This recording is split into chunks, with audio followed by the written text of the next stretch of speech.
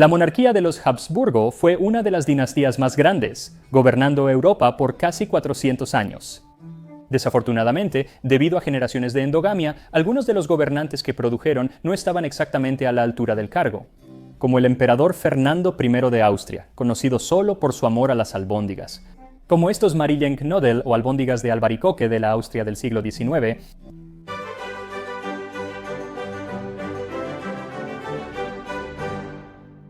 Fernando I es un tipo interesante porque, aunque gobernó Austria durante 13 años, que no es poco tiempo, no se sabe mucho sobre él, especialmente durante ese periodo, porque en realidad no gobernaba mucho.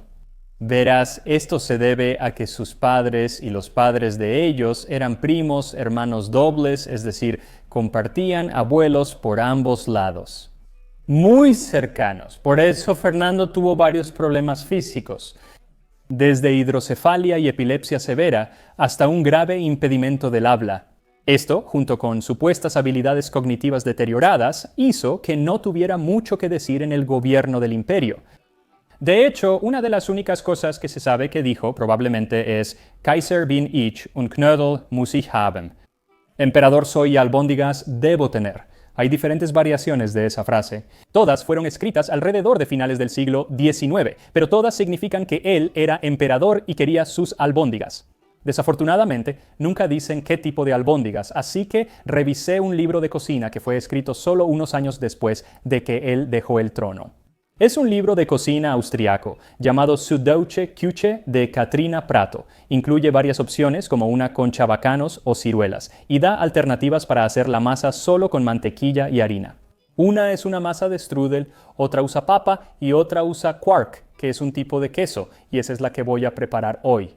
Ahora es un poco confuso porque cada receta hace referencia a las otras recetas, así que tengo que combinarlas. Pero básicamente lo que dice es albóndigas de chabacano y ciruela con masa de quark.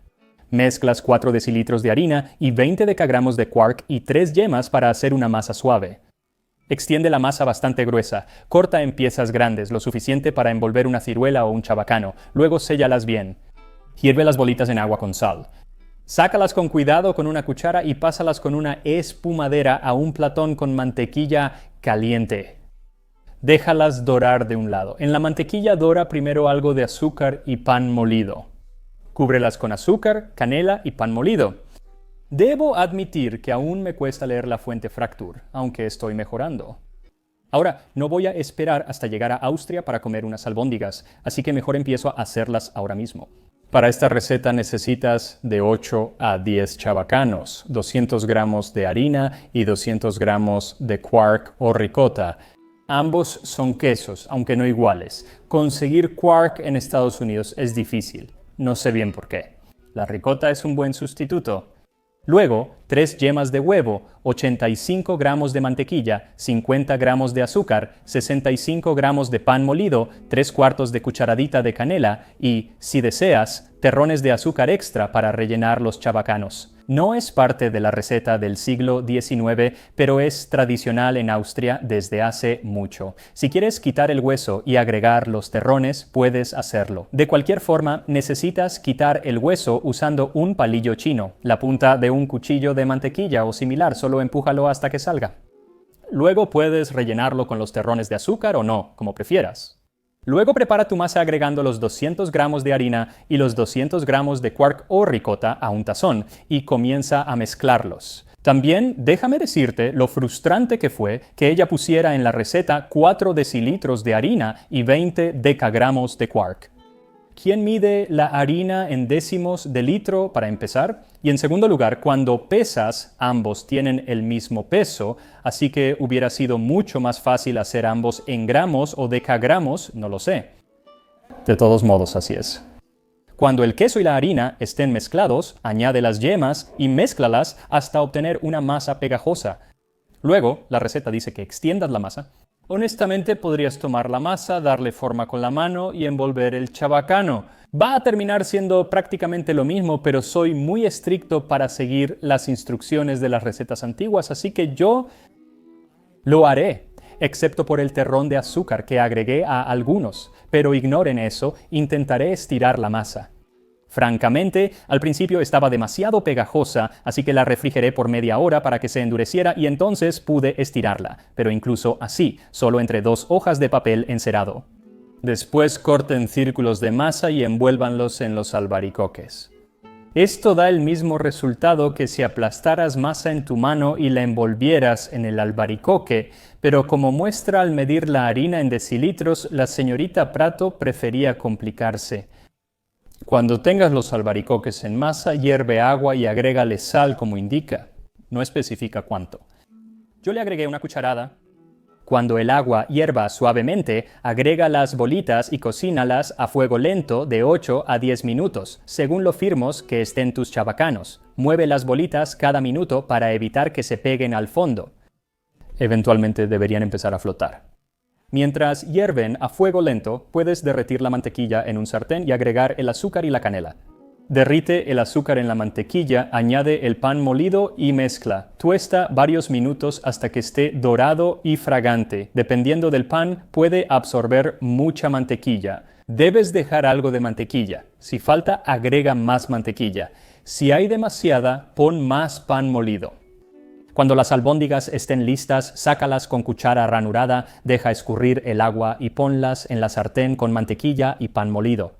Déjala reposar unos segundos para que se dore por abajo y luego muévela suavemente cubriéndola con pan molido. Lograr que el pan molido se adhiera es algo complicado. Realmente depende de la proporción de mantequilla y pan molido, pero eventualmente deberían formar una buena costra. Y mientras haces eso, asegúrate de darle like a este video y presionar el botón de suscribirte. De verdad, ayuda mucho al canal y así puedo contarte un poco más sobre Fernando I, el emperador de Austria, amante de las albóndigas. Los Habsburgo siempre han sido el blanco de bromas cuando se trata de la endogamia monárquica, y normalmente es porque se les nota en la cara. Soberanos como Carlos II de España, la princesa María Antonia de Austria y la cabeza alargada de Francisco II, último emperador del Sacro I Imperio Romano Germánico, luego Francisco I de Austria, quien heredó esa característica a su hijo mayor, Fernando. Desde bastante temprano en la vida de Fernando se supo que no iba a ser un emperador típico porque tenía muchas discapacidades. Algunas eran como un horrible impedimento del habla y cosas así, pero también tenía epilepsia, lo que le provocaba convulsiones casi constantes durante algunos periodos de su vida, así que no podía sostener un vaso de agua ni subir o bajar escaleras sin ayuda. No era exactamente lo que se buscaba en un emperador típico en ese tiempo. Entonces, ¿por qué llegó a ser emperador? Bueno, esa es una buena pregunta y la respuesta está en 2 personas. Uno era su padre y el otro era el príncipe Clemens von Metternich, el canciller de su padre. Ahora, ninguno de estos hombres escribió exactamente cuál fue su proceso de pensamiento al hacer a Fernando emperador, pero en el caso de su padre Francisco, se piensa que tuvo que ver con el hecho de que simplemente no quería que nada cambiara, especialmente la línea de sucesión, porque era muy conservador en cuestiones como esta. Durante la mayor parte de su vida las cosas habían estado cambiando mucho. Vivió la agitación de Napoleón Bonaparte y presenció las reformas sociales de su tío José II. Ese es el emperador de una de mis películas favoritas, Amadeus. El emperador José promovió las artes, la reforma legal y los avances médicos e hizo obligatoria la educación elemental para niños y niñas, a diferencia del emperador Francisco, quien no priorizaba estos temas. Pero quizá lo peor, según él, que hizo su tío como emperador fue limitar el poder de la Iglesia Católica en el imperio y promover la tolerancia religiosa. En cuanto a su canciller Metternich, él también era muy conservador en sus opiniones y también creía en la estricta línea de sucesión y en mantenerla. Pero lo más probable es que la razón no tuviera tanto que ver con la sucesión como... Si Fernando estaba en el trono, entonces el verdadero poder en Austria sería Metternich. Cuando el emperador Francisco murió en 1835, dejó a su hijo Fernando la instrucción de no cambiar nada y escuchar al príncipe Metternich y su consejo, formado por miembros familiares más capaces. Por eso, aunque Fernando fue emperador 13 años, no se le recuerda por hacer mucho. Se decía que durante las reuniones, mientras todos los demás hablaban sobre asuntos de Estado, él se sentaba allí y contaba los carruajes que pasaban por el palacio, y luego, al final de la reunión, informaba cuántos carruajes habían pasado. En ese momento, lo único que realmente tenía que hacer era firmar todos los documentos que el Consejo acababa de discutir. Ahora, escuchas historias como esa, pero también se sabe que él hablaba 5 idiomas. De hecho, era bastante ingenioso. Estaba realmente interesado en las artes, en diferentes inventos y en la jardinería, así que no está del todo claro cuán débil mental era. Tal vez iba y venía, o tal vez fue solo después. Ya sabes cómo la gente escribía sobre él. De cualquier manera, como emperador no hizo mucho, pero como mencioné, su mayor impedimento fue físico, no mental. De hecho, se decía que su esposa, María Ana de Saboya, a veces se refería a sí misma como su enfermera, ya que él podía sufrir hasta 20 ataques al día. Ahora, durante su reinado, todos estos problemas se mantuvieron bastante en secreto para el público y fue solo después de su muerte que comenzaron a publicarse historias sobre la supuesta debilidad mental del emperador, incluyendo la historia sobre su amor por las albóndigas. Según los registros, la historia proviene del primer año de su reinado. Él y su séquito viajaron por Estiria, una región en el sur de Austria, y mientras caminaban por un valle comenzó a llover a cántaros, así que se refugiaron en una granja donde una señora y su esposo acababan de preparar una cena de albóndigas hechas con harina gruesa. Esto era el epítome de la comida campesina, así que el emperador obviamente nunca la había probado antes, pero siendo buenos anfitriones, la pareja le dijo, ¿le gustaría compartir nuestras albóndigas con usted? Y Fernando dijo, no me molestaría en absoluto. Según un relato publicado en 1875, el año de su muerte, para gran horror de los chambelanes y cortesanos, Fernando se sirvió muy generosamente y disfrutó de una comida más abundante de albóndigas de lo que jamás lo habían visto disfrutar en una gran cena en el Hofburg de Viena. Bueno, cuando finalmente regresaron a Viena, insistió en tener estas albóndigas como parte de cada comida que comía, y el chef del Palacio Real estaba atónito. Él estaba acostumbrado a servir comida muy elegante y estaba fuera de sí, teniendo que preparar estas albóndigas. Y los médicos de la corte decían que estaba comiendo demasiadas albóndigas, que eso no podía ser bueno para su salud, pero Fernando, quien en otras ocasiones nunca había mostrado tener voluntad propia, esta vez se mantuvo firme como una roca y no renunció a su gusto por las albóndigas. Cuando los médicos prohibieron que su majestad cenara solo albóndigas, él golpeó el suelo y exclamó que no firmaría más documentos hasta que le sirvieran albóndigas en la cena. Soy el emperador y necesito mis albóndigas. Emperador soy y albóndigas tendré. El reportero escribió esta historia en la década de 1870 y dijo que para ese entonces en Viena la frase se había vuelto de uso popular entre la gente y se usaba cada vez que alguien en Viena insistía tercamente en que se le cumpliera un capricho tonto. ¿Qué legado para tener como emperador? 13 años en el trono y eres conocido por amar tercamente las albóndigas. ¡Qué triste! Ahora, la única otra historia realmente concreta que tenemos de Fernando de este periodo viene del final de su reinado. El año era 1848, uno de los más importantes en la historia europea. Es el año en que absolutamente todo se vino abajo y luego en su mayoría se volvió a reconstruir rápidamente, al menos hasta la Primera Guerra Mundial.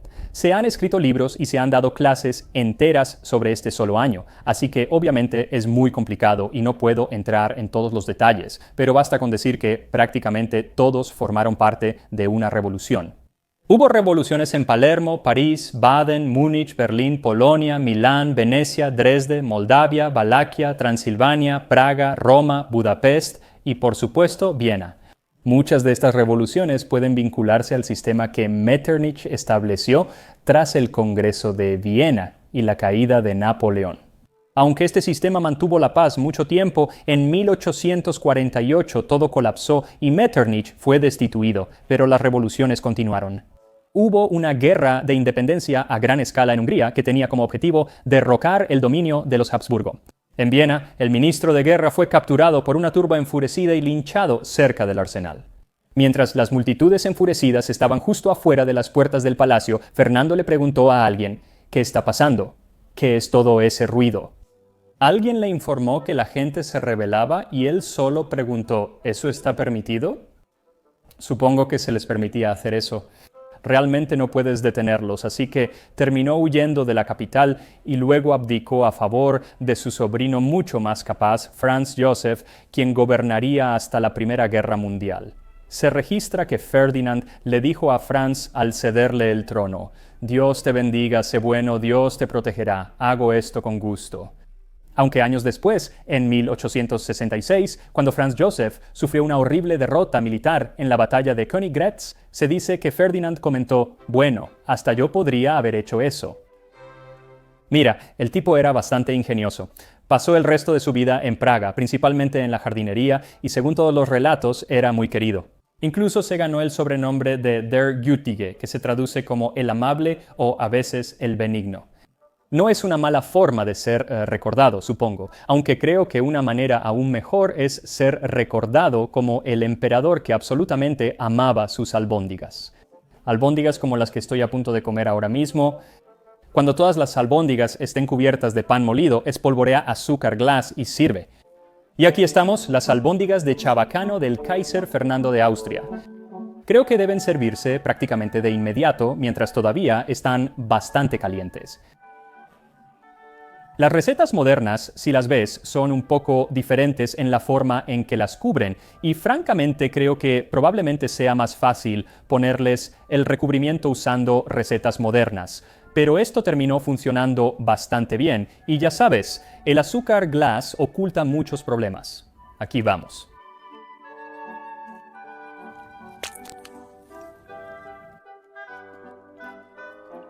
Eso está delicado, pero está realmente bueno.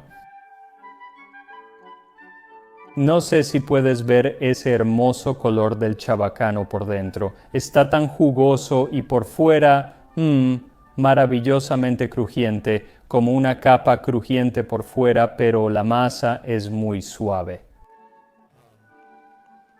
Es dura por fuera y suave por dentro. Dulce, pero es sobre todo chabacano, así que recibo dulzura del chabacano, no solo del azúcar, lo cual está bien. El quark no sabe a queso en absoluto. Es casi como... Creo que ayuda con la textura, así que los de papa deben ser similares. No lo sé con certeza, pero pensaría eso porque no obtienes para nada el sabor a queso. Es más como una masa de pay. Pero están muy buenos. Voy a tomar otro bocado. No me juzgues por cómo se ve esto. Así que definitivamente requieren algo de destreza y paciencia. Quizás sea mejor comerlo con tenedor y cuchillo que morderlo como una manzana. Bueno, como sea. Son fantásticos, deberías probarlos. Definitivamente valen la pena. Si los albaricoques no están en temporada, lo cual suele pasar, entonces las ciruelas funcionan. Y si no, pues espera hasta que una de esas dos cosas esté en temporada, supongo. También, mientras estoy en Europa, voy a visitar Austria y Hungría y estaré en España y Portugal. Voy a estar publicando mucho, principalmente en Instagram. Publico algunas cosas aquí en YouTube, en la pestaña de comunidad, pero la mayoría es en Instagram, así que si quieres seguirme y ver mis viajes por allá, sígueme en Tasting History con Max Miller en Instagram y nos vemos la próxima vez en Tasting History.